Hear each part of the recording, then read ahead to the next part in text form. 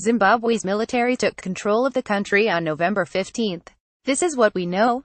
FergusonThe Washington Post HARARE, Zimbabwe. After ruling Zimbabwe for nearly 4 decades, leading the country from the triumph of its independence struggle to economic collapse, the world's oldest head of state became a prisoner of the military he once commanded. Robert Mugabe, 93, was detained along with his wife, according to a military announcement Wednesday. The move appears to end one of Africa's most controversial political dynasties while raising questions about what might come next: military rule, a transitional government, or a settlement that would allow Mugabe to return to power. No matter what happens, this appears to be a watershed moment for Zimbabwe and southern Africa, which have suffered from the tumult of Mugabe's reign, even as his hold on power sometimes seemed unshakable. Zimbabweans awoke early Wednesday to a televised announcement from an army general promising that there was not a military takeover, although Mugabe had been detained and armored vehicles were rolling into Harare, the capital. Despite the assurances, the events bore all the signs of a coup. Troops were stationed around the city. The army took over the television station. The army spokesman, Maj. Gen. Sibusiso Moyo, said in his televised statement that criminals in Mugabe's regime were being targeted. Although there was little indication of violence by Wednesday night, many residents of the capital remained paralyzed, unsure whether they should celebrate Mugabe's ouster or prepare themselves for a new era of undemocratic rule. The commander of Zimbabwe's military forces, Gen.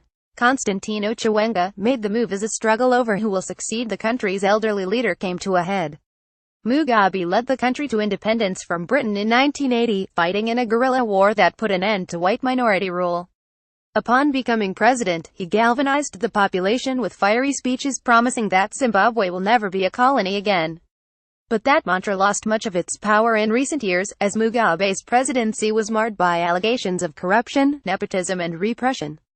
Zimbabwe went from being one of Africa's wealthiest nations to a country reeling under one of the highest inflation rates in modern history, its currency so devalued that it had to print a $100 billion note. Mugabe recently purged some key officials from the ruling party, ZANU-PF, paving the way for his 52-year-old spouse, Grace, to succeed him. Many see that move as a major miscalculation, alienating Mugabe from the civilians and military leaders on whom he had long depended. As of Wednesday night, the fate of Mugabe and his wife was unclear. Neither had released a statement. How Zimbabwe's Mugabe clung to power for nearly 40 years. South African President Jacob Zuma, who announced that he was sending high-level envoys to Harare, said that he had spoken to Mugabe and that he is fine, albeit confined to his home. Mugabe and his family are safe and their security is guaranteed, Moyo, the Zimbabwean general, said in the televised statement. An armored vehicle blocked the road in front of Mugabe's offices as soldiers milled around. "We are only targeting criminals around him who are committing crimes that are causing social and economic suffering," Moyo continued. The statement was played over and over on state television and radio, but no more details were provided. Rumors spread that a number of cabinet ministers had been arrested. At least one, Finance Minister Ignatius Chombo, was taken from his home by soldiers, according to an aide. But the military remained tight-lipped about Mugabe, his wife and other members of Mugabe's inner circle. "We are not saying these names now," said Overson Mugisi, a spokesman for the Zimbabwe Defense Forces. World leaders were monitoring the situation. The British Foreign Secretary, Boris Johnson, said that nobody wants simply to see the transition from one unelected tyrant to a next. The U.S. State Department refrained from calling the action a coup but said Washington was concerned by recent actions taken by Zimbabwe's military forces and called on authorities to exercise restraint. Grace Mugabe's power grab ended up backfiring for decades. Mugabe had a reputation as an unwavering critic of many Western policies and international institutions. His supporters hailed him for actions such as the seizure of white-owned farms. Although the farms were meant to be given to black families, many ended up in the hands of Mugabe's close associates, and within years a large number had fallen fallow because their new owners had no background or interest in farming. On the streets of Harare, the news of the military takeover was greeted with cautious optimism by many. "We are happy that we are going to have another leader," said a man in Harare's Chitungwiza neighborhood who called himself Yemurai. "Even if it's going to be another dictator, we accept a new one. Look, we are jobless, hungry and poverty-stricken. All we want is something different."